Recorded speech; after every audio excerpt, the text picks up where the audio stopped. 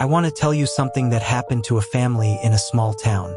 It's a story people still whisper about, and some say it's only a legend. But the house where it happened still stands, burned and abandoned, and nobody dares to go near it after dark. There was a little girl named Emma. She was only 8 years old. She lived with her father, Daniel, and her younger brother, Ben, who was 4. Their mother had died 2 years earlier from a sudden illness.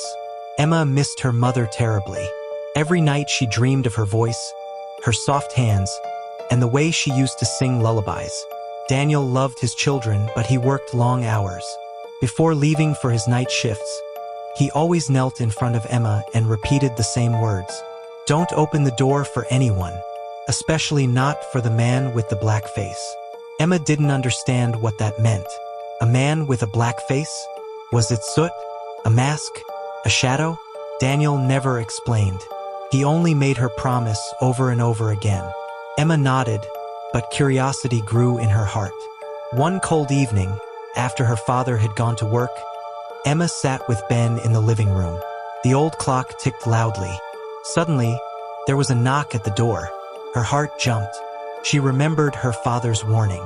She tiptoed to the door, looked through the peephole, and froze. It wasn't a man with a black face. It was a man with a blue face. His skin looked almost painted, glowing faintly under the porch light. His eyes were dark holes, and when he smiled, his lips cracked unnaturally. "Little girl," the man said softly, his voice echoing as though coming from underwater. "I can bring your mother back, but you must give me your brother." Emma's hands shook. Ben played behind her with his toy cars, unaware of the danger. Emma felt tears burn her eyes. "No!" she cried. "Go away!" She slammed the door shut and locked it. For hours, she sat trembling, listening to the wind, until her father came home. She didn't tell him, afraid he wouldn't believe her. The next night, another knock. This time, Emma was almost too afraid to look.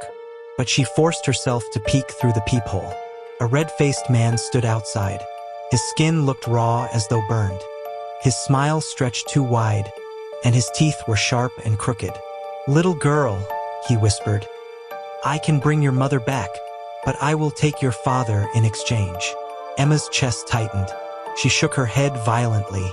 "No, I won't let you take him."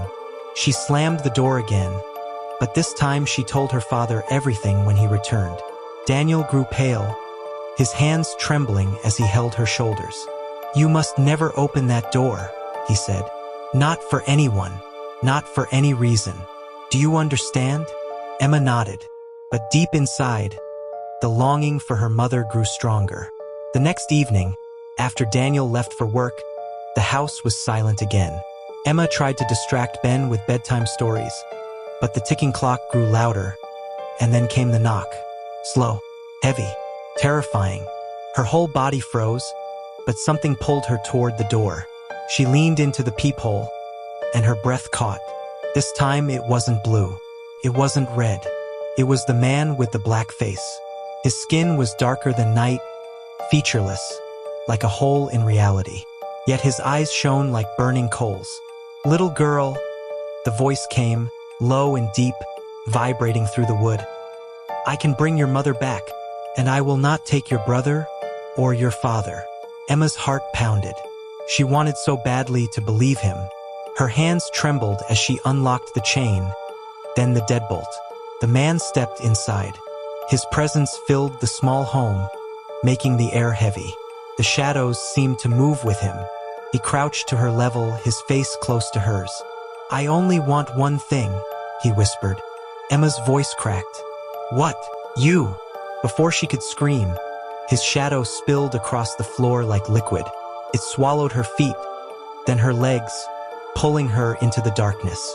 Ben cried out, but the shadow surged and wrapped around him too. The last thing Emma saw was the black flame flickering in his eyes. When Daniel returned home, the door was open. The house was cold, silent. On the floor of the living room was a massive, dark stain. It looked like ink or blood, but it pulsed faintly as though alive. Emma and Ben were gone. Daniel fell to his knees, screaming their names. But the house gave no answer. Then, faintly, he heard whispers from the stain. Emma's voice, Ben's cry, both begging for help. Desperate, Daniel ran to the shed, grabbed a can of kerosene, and poured it over the dark shape. His hands shook as he lit a match and dropped it. The stain erupted in black flames, unlike any fire he had ever seen. They hissed and roared, and from inside came the cries of children and the laughter of something else. Daniel stood frozen, tears streaming down his face as the house burned. The flames devoured everything, leaving nothing but ash. The house never rebuilt. It still stands as a charred ruin at the edge of town.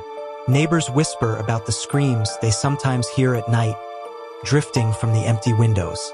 Some say Daniel boarded a midnight train and never came back. Others say he went mad and disappeared. Nobody knows for certain. And as for the man with the black face, some claim he still wanders, knocking on doors where grief lives, offering false promises in exchange for the living. So the next time you're alone at night and hear a knock at your door, ask yourself, would you open it if it meant seeing someone you loved again? And if you do, be careful who you invite inside.